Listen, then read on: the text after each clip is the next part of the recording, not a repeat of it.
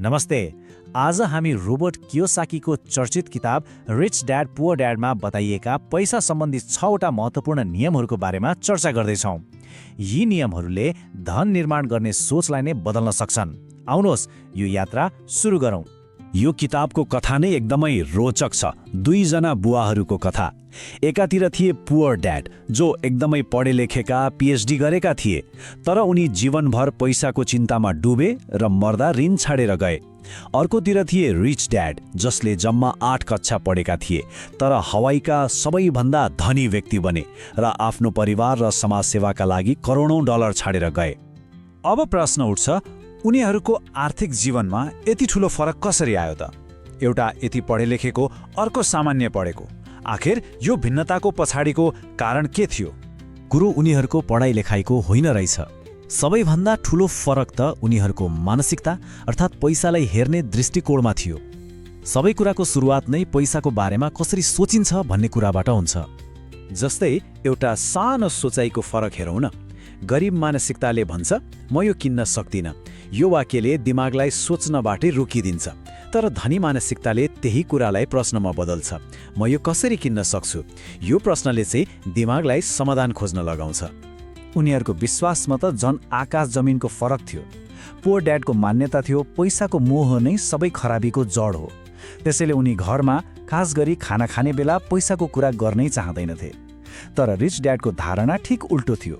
उनी भन्थे पैसाको अभाव नै सबै खराबीको जड हो र उनी खाना खाने बेला पैसा र व्यापारको बारेमा खुलेर कुरा गर्न प्रोत्साहित गर्थे। जोखिम लिने कुरामा पनि उनीहरूको सोच ठिक उल्टो थियो। पुअर ड्याड सधैँ सुरक्षित बस, जोखिम नउठाऊ भन्ने सल्लाह दिन्थे र आफ्नो घरलाई सबैभन्दा ठूलो सम्पत्ति मान्थे। रिच ड्याड भने जोखिम व्यवस्थापन गर्न सिक भन्थे र अचम्मको कुरा, उनले घरलाई सम्पत्ति होइन, दायित्व अर्थात् लायबिलिटी मान्थे। ल, अब रिच ड्याडले सिकाएका ती मुख्य 3वटा आधारभूत नियमहरू के हुन् त? त्यो हेरौँ। यिनीहरू नै आर्थिक सफलताको जग हुन्। पहिलो पाठ हो ऱ्याट रेसलाई बुझ्नु। यो ऱ्याट रेस भनेको के हो त?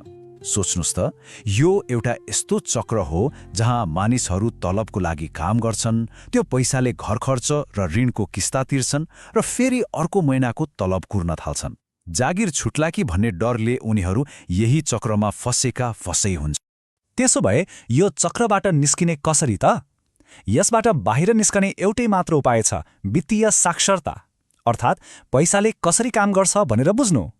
यहीँनिर आउँछ दोस्रो पाठ, र यो एकदमै महत्त्वपूर्ण छ। रिच ड्याडका अनुसार सम्पत्ति अर्थात् एसेटको परिभाषा एकदमै सरल छ। कुनै पनि त्यस्तो चिज जसले आफ्नो खल्तीमा पैसा ल्याउँछ। र यसको ठिक उल्टो दायित्व अर्थात् लायबिलिटी भनेको त्यस्तो चिज हो जसले आफ्नो खल्तीबाट पैसा बाहिर लैजान्छ। धेरैजसो मानिसहरू यहीँनिर झुक्किन्छन्। उनीहरूले दायित्वलाई नै सम्पत्ति ठानिरहेका हुन्छन्। यो कुरा बुझ्नलाई एउटा उदाहरण हेरौँ न। सुरेश र रमेशको कथा। दुवैले 10-10 लाख रुपियाँ जम्मा गरे। सुरेशले त्यो पैसाले एउटा राम्रो गाडी किन्यो, जुन एउटा दायित्व हो। रमेशले भने त्यही पैसाले जग्गा किन्यो, जुन एउटा सम्पत्ति हो। अब हेर्नुस्, 5 वर्षपछि सुरेशको गाडीको मूल्य आधाभन्दा कम भइसक्यो, तर रमेशको जग्गाको मूल्य बढेर 20 लाख पुग्यो।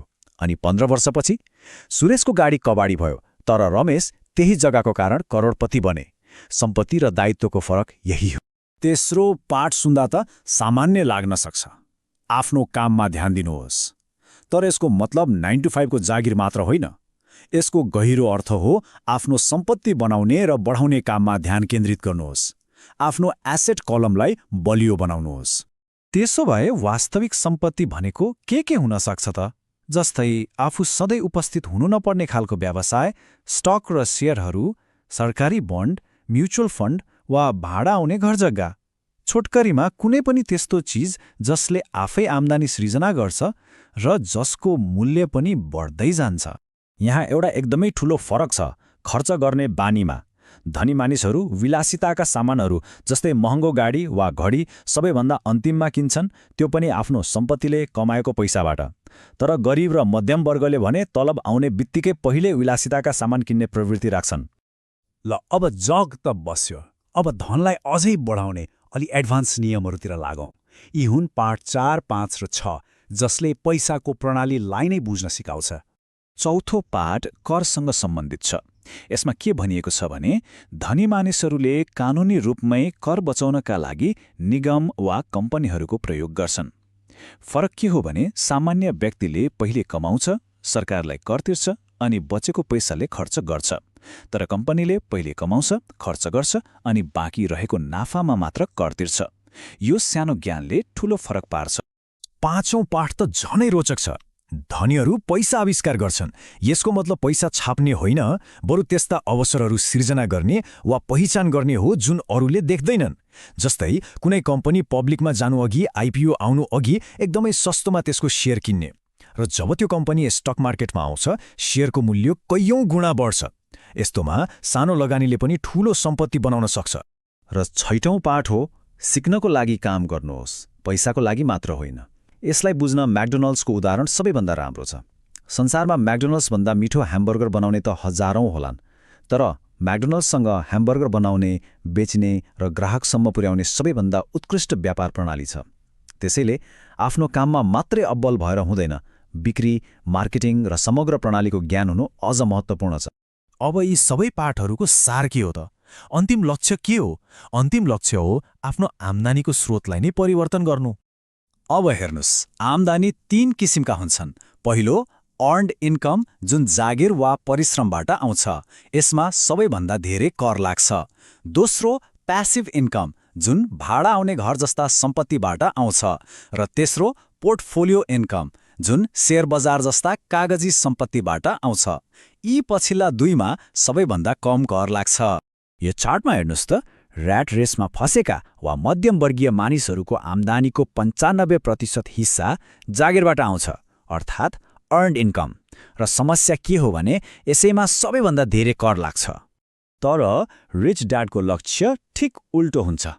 लक्ष्य हो अर्न्ड इन्कमलाई सकेसम्म छिटो प्यासिभ र पोर्टफोलियो इन्कममा बदल्ने, ताकि आम्दानीको ठूलो हिस्सा जस्तै 80% कम कर लाग्ने स्रोतहरूबाट आओस्।